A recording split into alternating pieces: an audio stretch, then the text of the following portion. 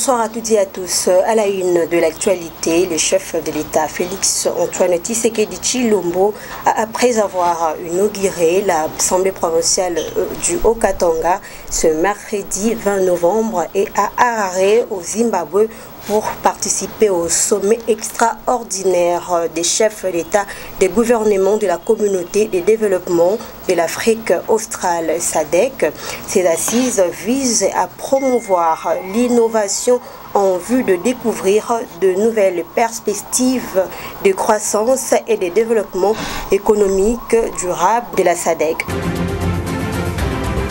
Autre chose, c'est face aux députés de la province du Haut-Katanga. Lors de son passage, Félix Tshisekedi est revenu à la question de la révision de la Constitution. Je n'ai jamais dit que c'est le changement ou la révision de la Constitution qui va nous aider à résoudre le problème de la population. Tout cela s'est fait sur le terrain. Nous avons attendu le programme du ministre des Ressources hydrauliques qui fixe l'horizon. Suivez. Je veux simplement apporter à mon pays ce qui va lui faciliter les choses dans son développement.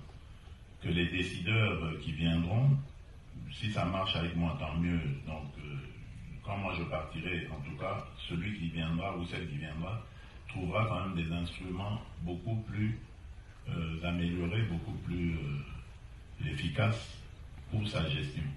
Et j'entends l'opposition qui dit c'est pas ça qui va arranger, mais non, je n'ai jamais dit que c'est le changement ou la révision de la Constitution qui va nous aider à régler ces problèmes, puisque nous attaquons déjà ces problèmes. Aujourd'hui, nous les attaquons déjà. Je viens de vous parler de mes 6 engagements, je vous ai parlé de l'emploi des jeunes, je vous ai parlé du développement de l'accès à l'eau et l'électricité, et ça se fait sur le terrain. Vous avez entendu le programme du ministre des Ressources hydrauliques qui fixe à l'horizon 2030 au moins le cap de plus de 60% de notre population qui aura accès à l'électricité. Donc des choses sur lesquelles on n'a pas eu besoin de toucher à la Constitution pour ça. Si on veut toucher à la Constitution, c'est simplement pour accélérer ces choses, les faciliter davantage. Donc c'est pas, comme je les entends dire, oui, mais c'est pas ça qui va arranger. On n'a jamais dit non plus. On n'a jamais dit que c'est ça qui va arranger les problèmes des gens. Nous voulons simplement nous faciliter la tâche pour être beaucoup plus efficace. Le président de l'Assemblée nationale, Vital Kamerhe, a reçu mardi dernier l'ambassadeur de Chine en RDC, Zhao Bin, dans son cabinet de travail au sujet des Chinois en situation d'illégalité dans l'exploitation minière en RDC. Pour sa part, le speaker de la Chambre basse du Parlement a annoncé son haute intention à l'Assemblée nationale de collaborer avec la mission diplomatique chinoise pour mettre fin aux exploitations illégales. Regardez. La délégation syndicale de l'entreprise publique Transco, très satisfaite de l'assurance du président de l'Assemblée nationale, Vital Kamerhe, de s'investir personnellement pour que le barème salarial des agents soit pris en charge du budget 2025. Un mémorandum a été déposé le même jour. Regardez. Nous avions soumis un mémorandum à l'endroit du président de l'Assemblée nationale. Ce mémorandum comportait un seul point qui préoccupait tous les agents et cadres de Transco, c'est la prise en charge ou la prise en compte du barème salarial des agents de Transco par notre budget. Après les échanges, nous avons été satisfaits de la réponse qui nous a été donnée et le président, l'honorable Vital Kamerhe, a dit qu'il va s'investir personnellement pour que ces barèmes salariales soient pris en charge par le budget.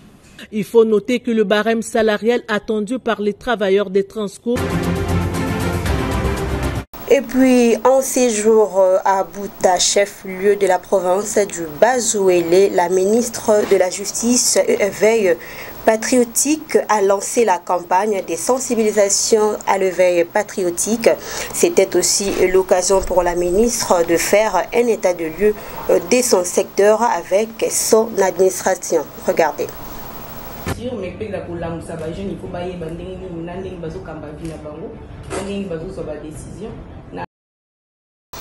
Au cours d'un briefing tenu à Lubumbashi, Patrick Mouyaya, porte-parole du gouvernement congolais, annonce la mise en place d'une commission en 2025 pour les Congolais qui ont des idées sur la révision ou les changements de la Constitution, y compris pour ceux qui vont dire non. Le porte-parole invite par ailleurs les azimuts à sortir de la haine.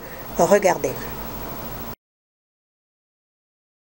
La République qui nous a reçus, je pense, à 2 reprises au Palais de la Nation, y compris pour lui faire le point pour que lui puisse l'endosser. Le seul groupe politique de l'époque qui ne nous avait pas reçus s'appelle FCC. Et nous avions plus ou moins fait l'unanimité sur le sujet. Alors aujourd'hui, moi, je me désole. Je ne sais pas si on veut faire la politique en termes de show. Je ne sais pas si c'est une forme de haine ou de aigreur qu'on veut développer vis-à-vis de la personne du président de la République, parce que je ne pense pas que les débats devraient encore se faire sur oui ou non on devait retoucher à notre Constitution. Delis Esanga a été parmi les plus fervents avocats de cette révision. Et donc vouloir empêcher aux garants du bon fonctionnement des institutions d'user de son pouvoir constitutionnel, de dire que nous devons réfléchir.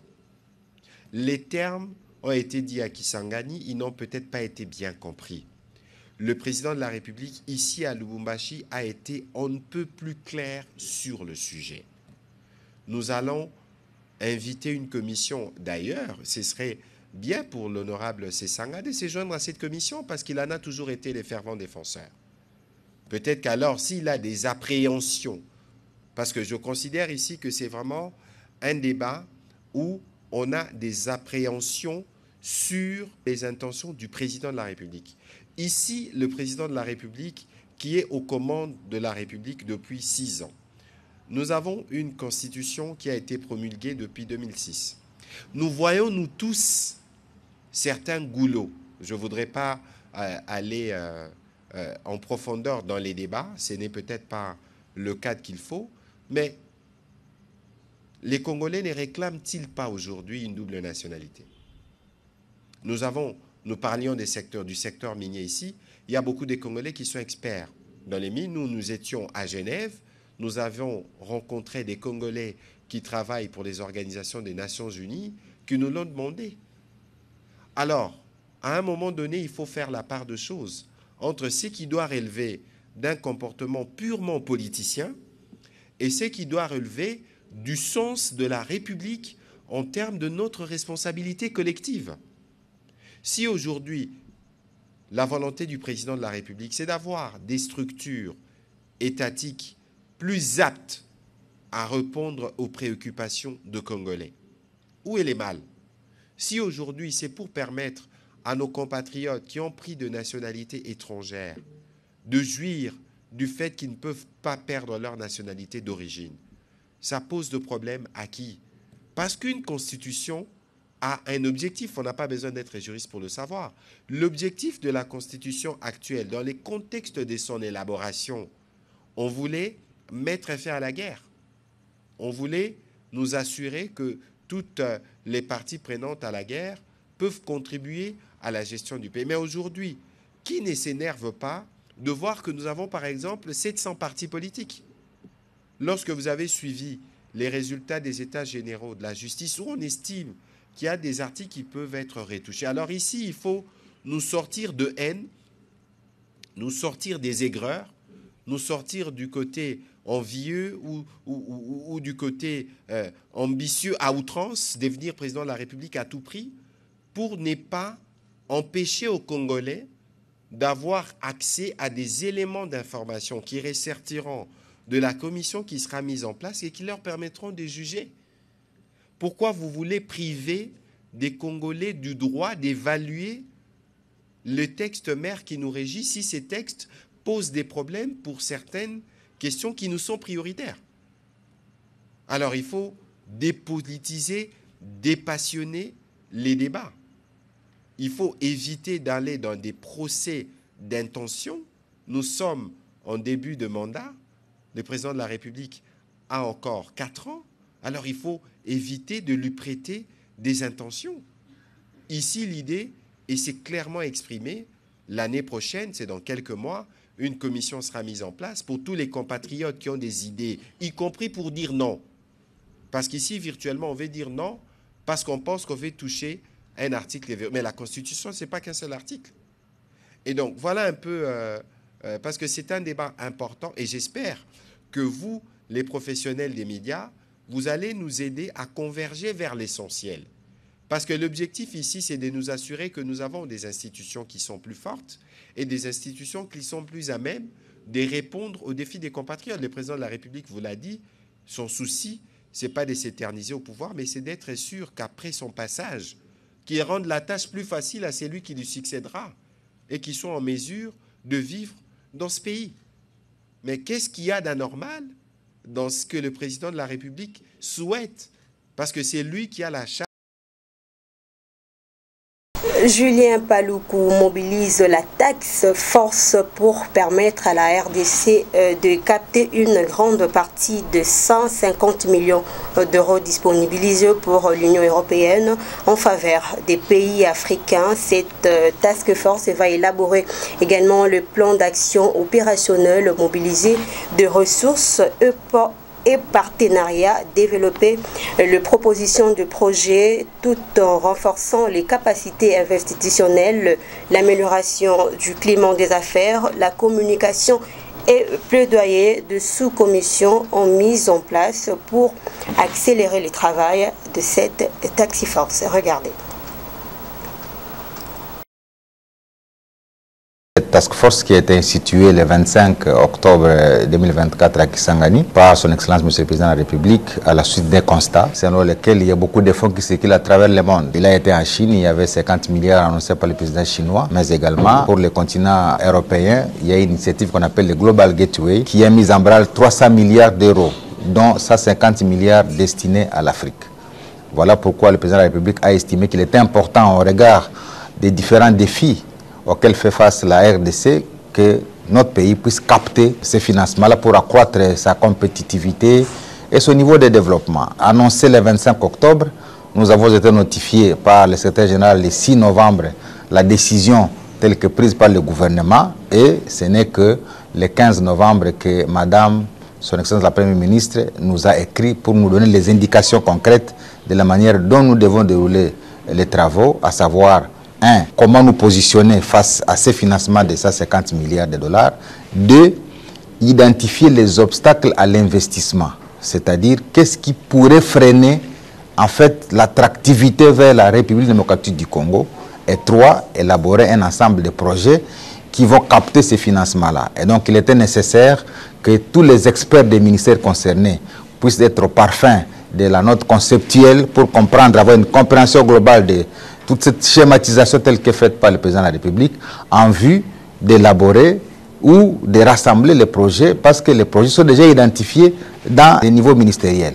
Mais également, nous avons associé la Fédération des entreprises du Congo parce qu'en fait, c'est pour le secteur privé que le président de la République voudrait travailler. Il faut créer une classe moyenne, il faut créer une classe d'opérateurs économiques à même d'être autant compétitif que d'autres opérateurs à travers l'Afrique, à travers le monde. Et donc, cette première réunion de la task force a été très utile parce qu'elle va nous permettre de dérouler un calendrier qui nous permettra à l'horizon, peut-être fin novembre 2024, de présenter un projet au niveau du gouvernement qui va retracer tous les aspects administratifs, financiers et opérationnels de manière à démontrer à la face du monde que la RDC est prête à capter ces financements qu'on appelle Global Gateway de l'Union européenne pour la panoplie de projets que nous avons. Je sais que les projets que nous avons rassemblés dépassent déjà les 150 milliards.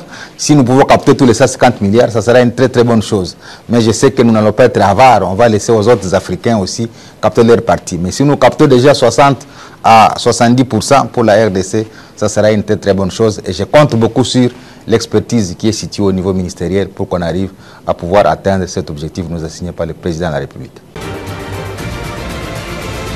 Et puis, dans le cadre juridique électoral, Dieudonné Kamoleta appelle à une législation solide pour les élections équitables. Un séminaire de réflexion sur l'amélioration du cadre juridique de gestion des contentieux électoraux a été ouvert ce mardi à Kinshasa pendant 3 jours. Le juge de la Cour constitutionnelle, le magistrat, des experts de la CENI et plusieurs autres judiciaires réfléchissent pour garantir des élections transparentes. Regardez. Et toujours dans l'actualité, les agents et cadres de la Société nationale d'électricité SNEL étaient en sit-in ce mercredi 20 novembre 2024 à l'esplanade du Palais du Peuple. L'intersyndicale nationale de la SNEL dénonce le détournement présumé à la caisse de pension dans un mémorandum adressé au président de l'Assemblée nationale. Ces agents appellent à une intervention urgente pour résoudre le conflit qui, selon eux, fragilise davantage cette entreprise. C'était au cours d'un communiqué publié le mardi dernier. En politique, Félix Kabala Timanga, l'un des collaborateurs du chef de l'État Félix Antoine Tshisekedi Tshilombo, soutient la détermination du président de la RDC pour les changements de la Constitution et invite par ailleurs le député du Haut-Katanga de bien protéger le bijou de l'Assemblée provinciale. Le directeur général de magazine Masolo Yakongo Moïse Mbouyi annonce un point de presse ce samedi. Objectif, retracer l'opinion publique de réformes et normes qui sont prises au Conseil supérieur de la magistrature. Et fidèles téléspectateurs, que je vous annonce déjà que sur ce plateau, nous allons recevoir Ludovic Milambo. Ludovic Milambo qui est le communicateur privé du chef de l'État. Avec lui, nous allons parler de la question de la révision ou changement de la Constitution telle que voulue par le président de la République qui est Félix Antoine Tshisekedi Tshilombo, à qui j'ai dit déjà. Informe, merci beaucoup surtout pour l'invitation à cette grande chaîne. Je salue tous les téléspectateurs, ceux qui vont suivre l'espace, je dirais, cette interview, peut-être ces questions que vous allez poser, mais aussi à tous les techniciens. D'accord, merci beaucoup. Alors, pour ne pas être trop large, la révision de la Constitution et changement, quelle lecture faites-vous par rapport à cette initiative du chef de l'État? Je pense que la révision de la Constitution, quand nous parlons d'une révision, quand le chef d'État doit prendre les choses en main, je pense que cela est constitutionnel. Il ne faut pas que les gens confondent les choses. La révision de la Constitution est garantie dans l'article 218. Dans l'article 218, cela stipule que la révision de quelques ou la modification de quelques articles constitutionnels revient concurremment, premièrement, on dit du président de la République. C'est-à-dire, si le président de la République pense à initier la révision ou la modification d'un article dans cette Constitution que nous appelons les livres que Kabila nous a laissés, moi je pense que c'est constitutionnel. Ce n'est pas une dictature, ce n'est pas une imposition. Mais en ce qui concerne le changement de la Constitution, moi je pense que la population congolaise a plusieurs critères. Ça veut dire le moyen pour elle à pouvoir s'exprimer. Dans l'article 5 de la Constitution, elle peut s'exprimer moyennant les élections, mais aussi par un référendum. Donc si nous parlons du changement aujourd'hui, c'est parce que nous avons constaté, dans l'esprit du constituant, les constituants avaient voulu que la constitution puisse répondre aux attentes de la population congolaise, mais aussi être sur la réalité de ceux qui vivent les Congolais. Fort et malheureusement, la constitution a présenté ses limites. D'ailleurs, tous ceux qui disent que le pouvoir en place veut violer la constitution, il ne faut pas que nous allions dans les procès de l'intention contre le président de la République. Il n'a pas dit qu'il va aller au 3e mandat. Le président parle du changement de la constitution. Il veut sauver le pays car la nation est en danger. Il y a plusieurs exemples. Moi, je n'aimerais pas entrer dans ces jeux de ping-pong sur les articles les articles tels qui parlent. Non, je n'aimerais pas entrer. Mais j'aimerais juste faire comprendre la population congolaise par rapport à la grandeur de notre pays. C'est-à-dire, un chef de l'État, même si vous amenez Donald Trump dans ces pays, dans 5 ans, il n'arrivera pas à résoudre tout le problème des Congolais. Parce que la République démocratique du Congo, notre pays, est bité des problèmes tellement sérieux. Parce qu'on ne peut pas, madame, sacrifier l'Est de la République pour donner le pain, pour donner à manger, pour donner l'eau à ceux qui sont à l'ouest, à Kinshasa ou peut-être à l'Équateur. C'est-à-dire que la RDC contient en elle-même 26 provinces. Nous avons 145 territoires. Le président Tshisekedi est le président de toutes les provinces, mais aussi de tous les territoires. Nous ne pouvons pas sacrifier. C'est-à-dire, s'il faut penser à l'Est de la République, nous allons penser à l'Est de la République. Si nous devons donner de l'eau, nous allons donner de l'eau à toutes les provinces de la République. Mais c'est fait que nous nous retrouvions dans un problème où dans 5 ans, avec cette guerre qui nous a été imposée par les impérialistes, je pense que nous n'arriverons pas à résoudre. Alors, il faut accorder un autre mandat, c'est-à-dire élargir le mandat du président de la République. Cela doit quitter de 5 ans à 7 ans une seule fois renouvelable pour aider un chef d'État à mieux travailler. Alors, Ludovic, est-ce que la révision de la Constitution est priorité du chef de l'État? Est-ce qu'il devait commencer par la révision de la Constitution, alors qu'il y a les problèmes de l'insécurité, les routes, les infrastructures, les coulounes qui engendrent de jour au jour? Est-ce que c'est une priorité pour le chef de l'État? J'aimerais vous dire une chose, madame, que ceux qui disent que Tshisekedi n'a rien fait, n'a pas encore travaillé, qu'ils se trompent. Pourquoi? Parce qu'aujourd'hui, le jeune regarde, parce que ceux qui parlent beaucoup, c'est ceux qui sont peut-être à Kinshasa, peut-être à l'Équateur. Mais regardez, madame, il y a 2 coins. Je vais vous donner un exemple. Allez au sud de Bangui, allez en nord au Bangui, vous allez voir qu'il y a au moins 64 000 écoles qui ont été construites. Nous avons même construit une école pour le Pygmée.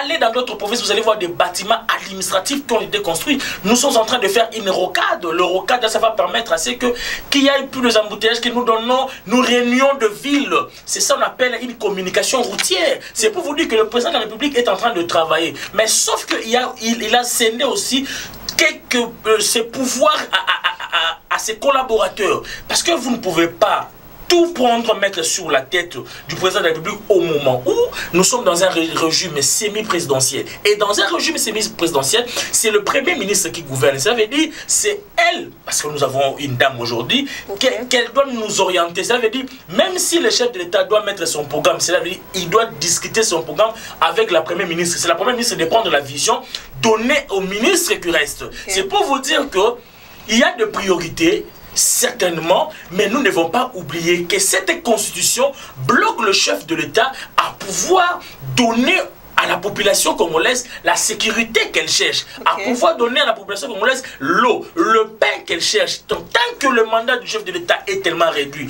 tant que nous demeurons toujours dans la forme de l'État qui est semi-présidentielle, tant que toutes ces choses ne seront pas réunies, nous n'arriverons pas à donner au chef de l'État la latitude de mieux travailler. Moi, je ne pense que le jeune ne doit pas condamner le chef de l'État, ne doit pas, parce que, imaginez avec 5 ans, vous savez que les élections peuvent nous prendre 2 ans, madame, une année. Donc, c'est pour vous dire, ne parlez pas de priorité, le chef de l'État est en train de travailler, donnons-lui cette confiance ou cette volonté qu'il fait. Alors, une dernière question avant qu'on se sépare. Comment pensez-vous par rapport à un point de presse que l'opposition a organisé ce mercredi justement pour barrer la route à cette révision de la Constitution du président de la République sous son initiative?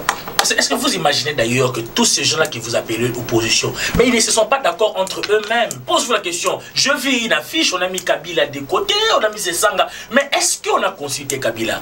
Allez poser les questions. Est-ce que vous pensez que Denis Mukwege va venir sur ce point de presse déclaré. Est-ce que vous pensez que c'est l'autre là, je vis le monsieur là, le tribaliste là, comment il s'appelle encore, j'ai oublié son nom. Pour vous dire que l'opposition ne sont pas d'accord, ils ne sont pas d'abord communs, ils ne sont pas encore ensemble. Tout ce qu'ils font, est-ce que vous avez déjà vu l'opposition manifester cette énergie, cette drastique là, contre l'agression rwandaise? Est-ce que avez-vous déjà vu l'opposition se réunir aussi dire nous disons non à Paul Kagame, nous disons non à l'agression rwandaise? Est-ce que vous avez déjà vu l'opposition hisser la voix au niveau international pour aller tenir aussi des conférences comme Martin Fayulu le fait à New Jersey, partout par là pour dire aussi je condamne le Rwanda? Ils ne diront pas ces choses-là. Pour eux, ce qui est priorité, c'est le pouvoir, c'est le poste au-delà que je m'y mette. Et nous déplorons, dans ces pays, nous n'avons pas de l'opposition. L'opposition, eza y a pété. Voilà, merci beaucoup fidèles téléspectateurs, madame, messieurs. Je vous rappelle que nous avons reçu comme invité du journal Ludovic Milambo, qui est le communicateur privé du chef de l'État. Et c'est par ici que nous bouclons complètement cette édition de nouvelles sur votre magazine des institutions. Je vous souhaite une bonne suite de programmes sur nos antennes.